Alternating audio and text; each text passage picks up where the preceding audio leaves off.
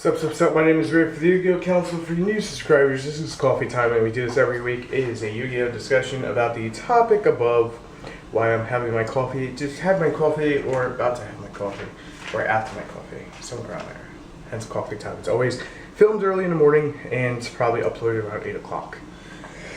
New York City time. But for those of you who are not in New York City, hello. So here we go. Today's topic, as I keep saying, is the 4 ban lists a year.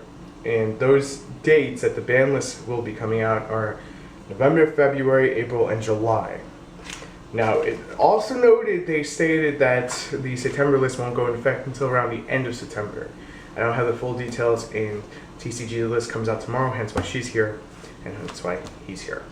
I have the notebook in front of me because I keep forgetting those 4 dates, and it's annoying as hell. So, quick channel update, because 1 minute in, that's what I do every video, makes no sense, but that's what I do.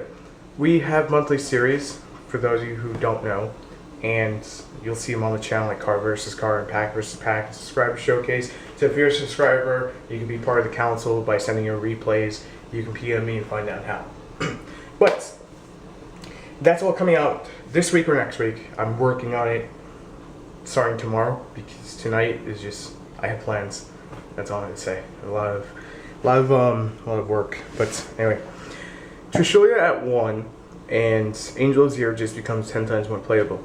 So let's say it this way: if you didn't buy Trishulia, don't feel bad. Later this week, something tells me in the title tin Trishulia will be there. If not, it'll get reprinted at some point in time. So I wouldn't stress it. Angel Zero, this is something you should pick up, because it basically makes your opponent go, do I go Trish or do I go Mistworm? If they're not playing Mistworm, forget it. And it's just there so you have something nice to look at while I talk for about 5 minutes, 10 minutes, whatever. So, 4 battles a year, how do I feel about it? Before I ask you guys how you feel about it, which you should be answering in the comments, because that creates a discussion. It's a discussion pool, and I answer you, with my responses. November. That's kind of weird that it goes November, February, April, and July. It's like April and July were just kind of thrown in there, but it's cool. To me, it seems that this would be a better way to enhance the gameplay, to make it better, to actually make it balanced, so that decks like Dragoonies, who are so close to reaching that tier 1 status, but so easily stopped by side decks, will actually have a chance to compete. I don't want to say, oh, it's Magic the Gathering. It's not. It's not, because the packs aren't set up to do that. If they were going to do that, then Shadow Specters would be the first pack you see. It goes set rotation. Because let's think about it logically. The release would come out in November, right? For the TCG side. It's already out in Japan. If we saw something that had like Monster Reborn reprinted in it, kind of like Duel Masters, if you want to put it that way, I don't know if they were planning to do it or whatever. They released alternate art back in the day. I'm just making a point. Magic the Gathering, kind of same thing. You have certain cards that are staples. But it would make the game really expensive for meta players. And I know a lot of meta tier players that go to YCS going, oh my god, 4 formats a year. You know what? I think this is better, because then it makes the playing field even. Given that you're already spending money on this game, and no one's telling you still have to play that tier 1 deck. What did I say last week? I said this game is fun. If you allow it to be fun, it's fun. Sometimes formats suck. I won't deny that. Dino Rabbit, E-Dragon, Teledad. Well, Teledad had a lot of skill in it, so if you were playing Teledad, your skill shined. But if you weren't playing Teledad, your skill still shined. It was a very skillful format. But no, there's always fun to be had. Like with everything, there's always fun to be had somewhere. So, the ban list dates are going to be weird, enough to say. Because if you look at those release dates, like for the ban list, we're talking November. November has a Wave 2 tin release, so that's kind of a marketing scheme right there. We can see banned cards returning. February, we don't really see any huge releases on the TCG side. OCG side is kind of the same thing. So that could be, alright, we're going to ban this, we're going to ban that. April, February is kind of weird. It's, I guess you could set it up for, I don't know, set it up for like nationals or qualifiers. And then July, basically talking July and November. That's kind of awkward because the shoes just been stretched out a little bit better. I don't know. I probably would have put it for like August, but that's me, being me, because I really like August as a month. Kind of weird. But no, I think it's spaced out pretty good. In all honesty, it's spaced. Alright, so I cut away my rant on YGO movement, but I'll just say this much.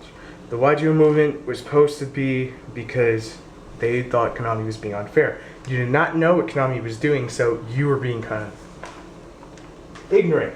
I don't want to say dumb, you're being ignorant. But, you know, I've said it before, Konami could be unpredictable if you allow it. Any company could be unpredictable. One day they could wake up and say, we got the greatest marketing scheme ever for Banlist year. And a lot of people jump to the conclusion that this is the worst thing ever. Okay? Stay with me. Now, here's where I'm going and where it's relevant. That a lot of people are saying that, hey, Rooster just got hit. Let me tell you something. It didn't get hit in the TCG yet. Okay? There are two reasons. One, the TCG list has been altered 2 times from my earliest convenience that I can remember.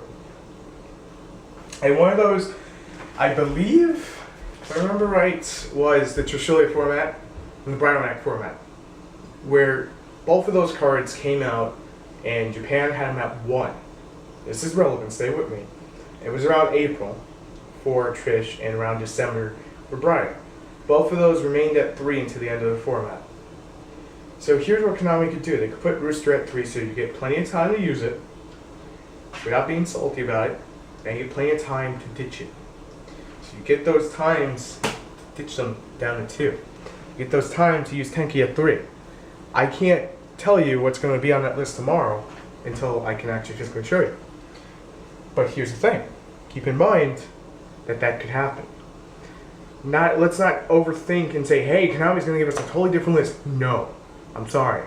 No. There's a reason for it. Look at the factors of the next sets. It's going to mirror Japan to a certain extent. Numbers Hunters wasn't overpowered as a set. There wasn't really anything, oh my god, I gotta have it in a heartbeat. We didn't get a chance to play number 74.